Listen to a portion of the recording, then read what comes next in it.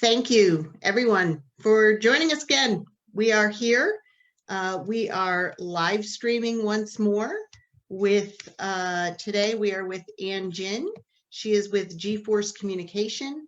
And let me tell you just briefly about Ann. She helps nonprofit organizations develop and implement effective marketing and development communication strategies. Her clients include one of the largest community foundations in the US, several major public-private initiatives, and the Content Marketing Institute. She's a former IABC Cleveland Communicator of the Year. And what is that, IABC? It's the International Association of Business Communicators. Okay. From that. Yeah, so a few years ago, but that's good. That gives people an idea. Yeah, well, yeah. Welcome, Ann. Yes, and where are you located and how are you doing there? So I'm in a suburb of Cleveland, Rocky River, and I'm doing well, as far as keeping the work going and keeping my life going from an inside perspective. So it's challenging from all sorts of views from so many people, but I'm pretty fortunate in that. I understand that you do a lot of your work from remote anyways, but I would imagine for your clients, this is a little bit different. Yeah, for my clients and, the meetings, and it's everything from having the coffee with somebody, to having in-person meetings and with my clients, whether some of them are all remote, some global corporations or businesses that are all remote, so they're kind of used to it, but even that changes of who's at home and working. And then for those in-person clients, the work in offices, it's a different world of, okay, how do we do this now, right? We're not face-to-face or the video chats, all the logistic part of it, and then all the psychological parts of just the culture parts of it have changed a lot, certainly. Mm-hmm. Yeah. So I am an extreme extrovert and I am not okay with all of this. How does that change communication and marketing for people like myself or people that need to be concise and connected and intentional every day? How has this impacted that? I think the idea, and you bring it up saying the word intentional, right? It's a different kind. Intentional can still be there. You can still have the intent to communicate. Which we should all have the intent to continue communicating. That isolation, even if we're not physically in a room with people, doesn't mean not communicating with them. And so that's where people, in fact, like you, and frankly me, I'm probably not as much of an extrovert. I'm probably middle of the road where I appreciate some quiet time, but not this much quiet time. So, so people I think can reach out in ways now to communicate with people because people are starved for something different, right? There are certain, and we're talking about nonprofits, but there are certain people who are on the front lines. They do not have time to communicate more than what they absolutely have to and what their audience really needs to know now. And then there's some opportunities for the rest of us to communicate on an individual level, on an organizational level, in a way that people will appreciate just that human contact in a way that's just not physical, face-to-face kind of stuff to do that from that. And I think that's going to be it for a while. Yeah, so what are some of the obstacles that we have to be aware of or that you've heard from your clients regarding their ongoing communications with their constituency, their community? I think that now is the time, and it's one of those forecasting things. Now's the time to think about what we should be doing now and in a month from now. And I think where my clients are going are, what should we be telling people now? Right. So some of them, again, going back to if I don't have a client that's a food bank, but if it was a food bank, there are specific things they need to be telling their clients right now, their customers. They need to be getting volunteers, whatever it is. They have an immediate need. But I'm trying to think if somebody is a tutoring support group for children, well, they're probably not providing the service now. So what should they be doing? Differently. It's not an immediate need. Now, education is an important thing, so we need to start figuring out how to do it.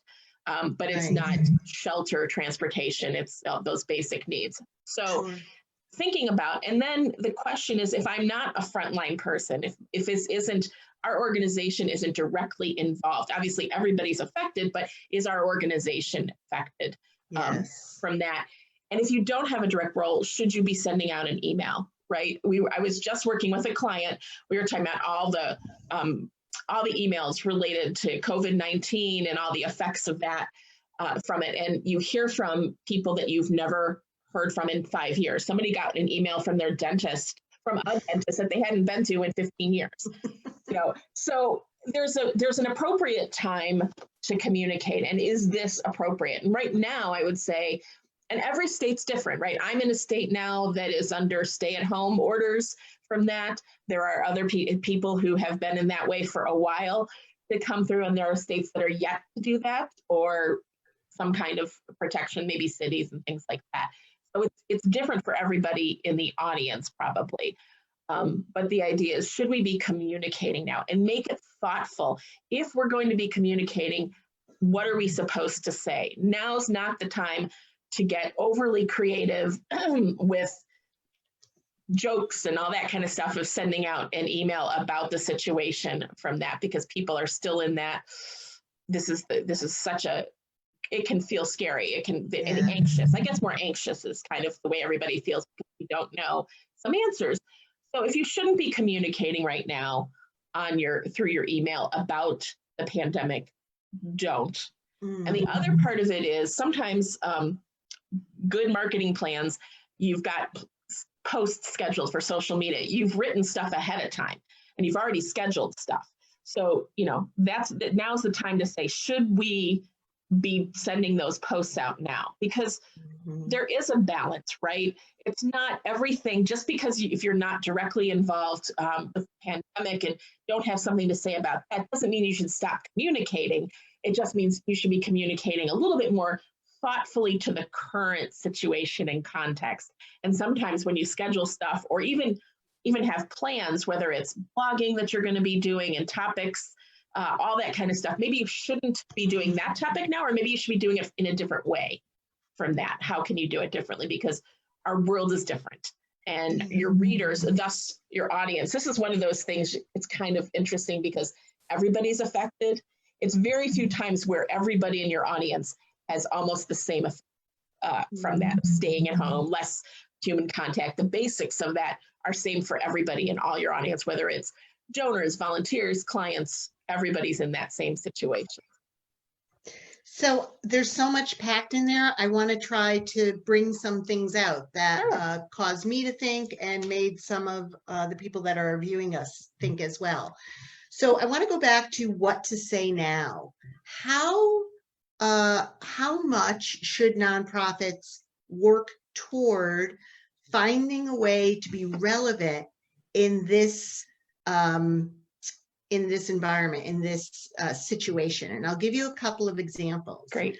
An art organization. We had a client that said, I don't know what we should do. Should we just shut down? Should we talk to our donors? And one of the things we said is, think about how you can stand in the gap. How can you be relevant? Can you do a 3-minute meditative video of all the classic paintings, and just leave that there for people who need to de-stress for a moment? Is that an appropriate way to communicate? We're still here. We're not doing what we normally do, which is guiding people through the art museum, but we're trying to bring something to this. And if that's, so, okay, go ahead. Yeah, no, I think it's great, especially when you already have content, right? You've already got, and the arts is a great example from that. Now more than ever, and you see this from singers who put on big headline concerts that are now going to Facebook Live and doing different things to bring people in as a sense of community at no charge, of course, in that respect. And I think so for example, the arts organization of giving the virtual tour, that's great. If you have collages of stuff that you've done before, now's the time to kind of bring out your archives from that, when this used to be happening, or we did this before, or create a video. You're talking, take all the artwork pieces to create a video. It's just a different format. And you can share that information without saying, we're sharing this because of the pandemic and we know you're stuck at home, right? You don't have to keep saying that every time. You can just present the content from that. People understand why you're moving differently from that. and so they can see it. You don't have to always tell them you're doing things differently. You can show them how you're doing things differently from that. That's great. Yeah. That's great. So sharing and trying to create relevancy in standing in a gap and being of value to this. What about asking? What is the community's tolerance now for asking for information? You know, some clients are thinking, well, I need to go out. I'm a mental health agency. I need to ask my constituents, my clients and my donors and others how they're doing through this and what are their challenges. But with so many nonprofits that may be doing that, what is our tolerance for that? And what are some other ideas that should be employed as far as the asking piece? Yeah, I think, and it's interesting because asking for information, right, which shifts it from the typically, especially donors, yet it asks for money from that. And so asking for information, I think, is a really interesting way to think about it, to come through. And I think the first thing is, who are your competitors in the business world? We would use the word, but who else is doing what you're doing? Do you have, and it can be in another city, remember, because a lot of this work is local. So a local mental health nonprofit is doing something, can be doing the same thing another nonprofit, mental health nonprofit's doing 2 states away. You can learn from that. It doesn't exactly look like you're copying, but you can look at what they're doing and see what's already out there. So 2 things, look at what other people are doing, but also talking about filling that gap. What are they doing and what's missing? And hopefully, you probably have been around a while in your organization, so that you would know, what do I know? What do our clients need to know that's missing from there? And that's, I think, the key is what's already out there. So you're not repeating everything that's already out there. Some copying can work. It's like, oh, I never thought of that. But just doing the same that everybody else is doing is not going to work. Yes. You also made a really good point, which is why in our firm, I really avoid using some of those set it and forget it tools for social media. Yeah. And we just had a team meeting this morning, and I said, you know, our April 1st newsletter has been in a can since February 27th. It is no longer relevant. So luckily, we caught that. What are some other things that our nonprofit friends should think about that they need to double back and make sure that they're not appearing tone deaf and all of that? Yeah, I think that's it. Just kind of revisiting even your marketing plan and your communications plans. What were you planning to do in April, right? Because April, May, June, start that now. Hopefully you've caught stuff or are prepared to delete it and are working in real time to make sure that, like I said, scheduling, it's funny because, right, we always say get ahead. There's all these great tools to get ahead, and you still should, right? We should still use those down the road. Oh, we feel so productive, like it's all set. Right, it's great, it's done, and then something happens, which is actually not just now, right? It's good anytime to be thinking, hey, put it on the calendar every Monday. Check in. Are our posts, is our e-newsletter, whatever we're sending out this week, is it still relevant? And that's now or from now or 2 years from now. Because you put it on the calendar, you're more likely to remember it as a to-do item from that. So I think looking at tone deaf requires immediacy, and it requires 1, 2, and 3 months of looking out. And particularly for those organizations that aren't as busy now is it just such a great time to start looking at what you have scheduled for the rest of the year, frankly, to do that as much as you can. Yeah. So we've been talking a little bit about external communication outward. What about internal communications? How are teams, because we're running into this. We are a staff of 5 in the office, and then our subcontracting consultants are outside, but we work together every day, and we do a lot of drive-by communication, like, oh, did you know? Oh, so help the nonprofit organizations work internally with defining their communication style now. It's different, right? And you talked in the beginning about being intentional from that. And I think now those drive-by conversations that happen need to be intentional from that. So, I have, when I am in an office working with a client or something, and I'm there for a while, or in the old days when I did work in an office, just going to the restroom, right?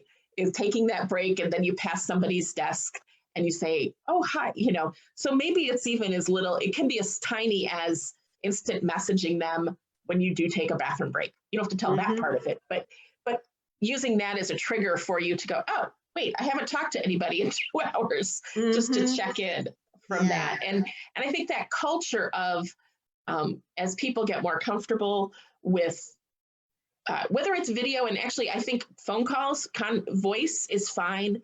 Some people are stressed about video now, and oh my gosh, and all that kind of stuff. So don't push it, right? You force people into it, then they're like, ugh. I have one client who's asking everybody to send out photos of their new workplaces, and just like, some of them are, I haven't showered in this, and they're like, it doesn't matter, and that's great, but to some people it does matter. I don't want to do it. Go with your culture from that, and be intentional of reaching out. Whether it's a brown bag lunch that everybody gathers around and has lunch at this, pulls out their, although you can do more than a brown bag when you're at home, but have a conversation and just make it deliberate. Yes. Yes. Well, speaking of brown bag at home, it really has become dangerous to be this close to the cafeteria in my home working environment. So I'm trying to limit that as well.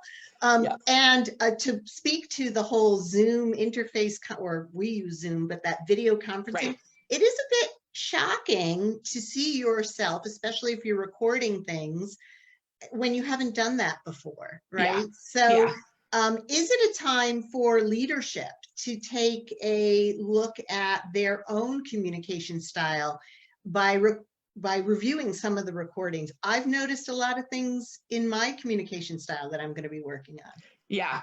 No, it's hard. And it's funny because before we started this, as you know, like my lighting, I moved closer to my internet because it was running slower. And so I have a different setup. So my light wasn't up and things weren't normal. But I think that's exactly where leadership can take this time, or anybody really. How do I, go back and look at it?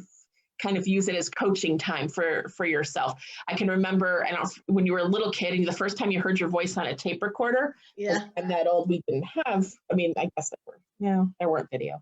Anyways, and you hear your voice and it sounds so strange from that. And I think that's the way people kind of feel now with looking in a mirror all day is really hard. And so figuring out your style, I've learned over the years in speaking, I talk so much with my hands, which you guys can't see because of the way I've got my camera now, but my hands are moving all over the place and that kind of stuff, and how frequently you might and things like that. So it's a great time, actually. It's a really good idea if your public speaking skills to get into it, and what your employees see, right? Because you're doing meetings or whatever, even if you're not speaking publicly, they're hearing you.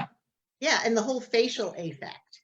How does that change? Do you have a resting face, or are you engaging, right? Right. And sometimes you have to be intentional, because I'm in the same place. If you get back and you kind of lean and stuff, sitting up straight, and really just your body movement makes a big difference too. It does. I have one more question on communication, and then I'd love to touch base a little bit on marketing, right? So interesting, this morning I saw on a post, I think, the concept that new terms can create communication problems. So when we use new words, which we have to in this day and age to describe what's happening, people are not familiar with them. So first they have to decode what it might mean and then decide how that looks in their life. And the example they gave was what we consistently hear, which is social isolation or social distancing. Practice social distancing. That's a whole new term, and there is no common understanding because we don't have that in our lexicon of what that means as a community. Right. And instead they suggested the words stay at home, grocery shop once a week, only see immediate family in your house, which is understandable. For the nonprofit sector, how would that play out? Because we're struggling trying to communicate both internally and externally this new environment that we're working in. Yeah. And I think this is actually good advice for any time, right? We get caught up in our shorthand from that. We always get caught up in whether they're acronyms, when I get this right, WFH is work from home. I'm like, I'm seeing it all over the place now. And I'm like, what the heck is that? I had no idea. And then I'm like, oh, I do that. And I didn't know the acronym of what I do, but because it's now commonplace, right? N95 for the masks coming into it. So I think for nonprofits, it's a good time to revisit your language. What does this mean? And I always say, show me, don't tell me. So show me, and that's what your example, show me what social distancing is. You could show me in words that's standing 6 feet apart, that's going to the grocery store only once a week. You can show me through your words. And so if you're too entrenched in your language, get somebody who's not in your business and potential client, or somebody, just a friend or family member, to say, can you tell me what this means? And if they can't, then you got to go back and rework it from that. I sometimes use my mom's 84, and I sometimes give her the information because she's not on social media much. And, hey, Mom, does this make sense to you? Tell me what this means. And then if she can tell me what it means, we're good. If she can't, then I know I got to go back and rephrase something to do that. I love that example. That's great. Yeah. So how has marketing changed in this environment and for nonprofits? I think marketing has changed in a way that you've got to think about right time. You may still know the right people to talk to. We talk about who are you reaching, who's your audience, what do they need to know from you, what do they want to know, what kind of, going back, what information they want, and when do they want it, and how do they want it from that. And so things in marketing, particularly obviously with nonprofits, a lot of it's development work in reaching out from that. So think about what you're doing, and we've talked about revisiting your plans, but take this time, and I think it can be a fun time to take a brainstorm. And Tom kind of talked about this yesterday, but what can we do differently with our marketing that other people aren't? Or at least fewer people are from that. We're now talking about human connection. Is this appropriate to develop an online community? Could we put resources behind that before, where we always thought it was a nice to do? In fact, maybe just pull out your nice to do lists from the past that you never have time to get to, and think about that. So for example, while we talked about emails a lot and our inboxes are really crowded, imagine if you sent a note to somebody and just hand wrote a note and put it in the mail. Or imagine if they got a phone call from somebody in your organization to do that, to share either with check in obviously with the person, or if it's a note to thank them from that, but even checking in with the person. How are you doing? We're here, we're giving updates. We just wanted to chat and see how you're getting information. I mean, it could just be a casual conversation. It doesn't have to be, hey, can we deliver food to you? And what's, that's nice to do, but that's not an overall plan. But how can we stand out? And I think what you're going to see is everybody's heading digital because it's easier and because that's the way, in-person events are challenging. Don't just switch to a virtual event and market a virtual event. Why would it be that way? How can we stand out? It's thinking about why you're doing it. It still needs a reason. It's not just a different channel. And that's great advice. So purposeful. Much go. Yeah, right. That's we good. get on the video call because we're supposed to be doing video calls. But do we need to be doing video calls? Do we need to is this set up for a virtual event from that? Is our audience set up, particularly with the older generations, would they know how to Zoom and get their cameras ready from that? If we're serving that audience, it's probably not the best way to go. It's probably best to not do it or do it a different way. Is it a printed material that could be done? So it's really thinking about the reason. Your why is still important these days. The why you're doing something in marketing or anything else is still valuable. You've got to make sure that it has a purpose and a reason and a goal, right? Still stick with measurable goals. Your goals are going to change, your metrics are going to change, but it still needs to have something that you can evaluate with it. So in marketing, and this is great. I'm so glad that we're getting into this. In marketing the nonprofit, you know, a lot of times, yes, we are working with our donors to market our progress on programs, or maybe a capital campaign, or maybe a, you know, annual fund that we're promoting. But we also in the nonprofit sector market for our own services, for our own membership, for our attendance. How much of that should go on a shelf? And if it does, do we just not market anything, or do we find something? So I think the latter question, should we not market anything? So first, if it's going on and you're going to be hosting classes, you know, if you need income, so if you're an arts group that's teaching classes, you can't have your classes now, but maybe the fall, start marketing your fall classes and getting them, offering a discount to pay ahead from that kind of stuff, and remind people that the world is going to return to a new normal, but it's not going to be like this for that kind of time. So that's one way. I think you should still stay in people's feeds, in people's minds. So even if you're not having an event and specific things to go out there and do, I think you should still communicate in a way that's an appropriate frequency. It's still, if you were doing every day, probably not to go through, but to figure out what should we be saying? Could we entertain our audience? Still connected to your mission, right? I'm not going to be producing Howard Stern segments if I'm the arts nonprofit, but what could we be doing to entertain? We're talking to kids. What could we do? Coloring sheets that they can print out at home from that. So what kind of marketing can we do? And it's really getting into content marketing, and very specifically of how to build an audience and grow your audience and maintain your audience. And that's really where you have to start thinking, is how do we keep our audience connected to our organization from that? You raise a good question. Do our audiences change during this time? Do we have new audiences that we haven't thought about? How does our audience persona shift? I think that's a good question that every nonprofit needs to ask.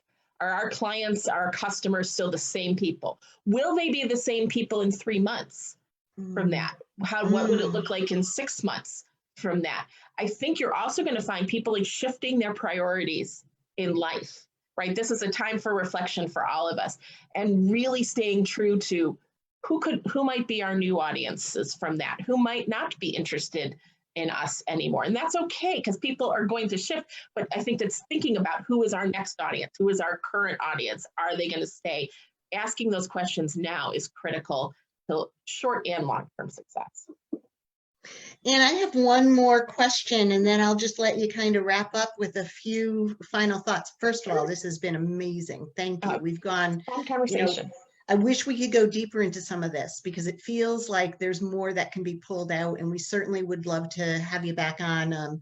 You know, we're going to be doing these every day from now until the next 2-3 weeks, or we get an okay sign for especially all of us extroverts to bust out of the house and start visiting everybody. Yeah, the camera will be on, you won't be there. I got it. You'll see us like mad people running through the streets. Big party. So we're going to be doing them, and we'd love to have you back on this, but I think we're also going to continue these as a once-a-week live stream, because we've had such a great response from it. So Great. There's so much more to go here. My last question before I let you wrap up is, I truly believe that disruption can break forth new, positive, successful things. So if we think about the area of communication and marketing with nonprofit, what do you think this disruption is going to do with regard to reprioritizing or maybe developing new outcomes? I think now's the time you're going to get buy-in in stuff that you wouldn't have before. So if you've had those big sky ideas or just a different way to do anything, and particularly your board or your leadership has said, nope, we don't do that. This is the way we've always done it. We now have the opportunity. It's a different world, right? So now, particularly if it's cost saving in the short-term future, or building, still showing results and really getting into that stuff that you kind of was always pushed on the back burner because no one was willing to make a change. And now is the time.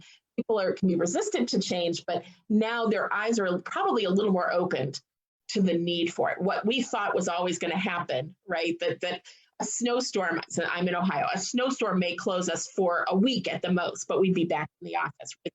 That kind of planning. That's no longer the case. So now I think people's eyes are brighter and figure out, just think and take time to have fun and think of all the different things you could do that you would create a solid plan for now to get buy-in later. I love it. I love it. It's forward thinking, but also productive in the moment as well. Yeah. Yeah. Keeps you a little bit sane, or at least me, it would hopefully keep me sane from that. Yeah. Yeah. And anything else that you want to leave us with? I think the biggest takeaway from all of this, and I think Tom probably hit it yesterday, is this: take it day by day. Don't try to do everything. In fact, I'm working on a month-long day by day. Do this today, do that today. Program, newsletter, or whatever. I'm trying to figure out, again, right, filling the gap to do that. I'm creating that. It's not an e-course, but a newsletter to help people do that for free to go through the next month. And I'll be posting that my website, gforcecommunication.com. But that's one of the things I'm doing. And I think the idea is figure out what you can do in the day and create a list, right? Checking things off feels really good.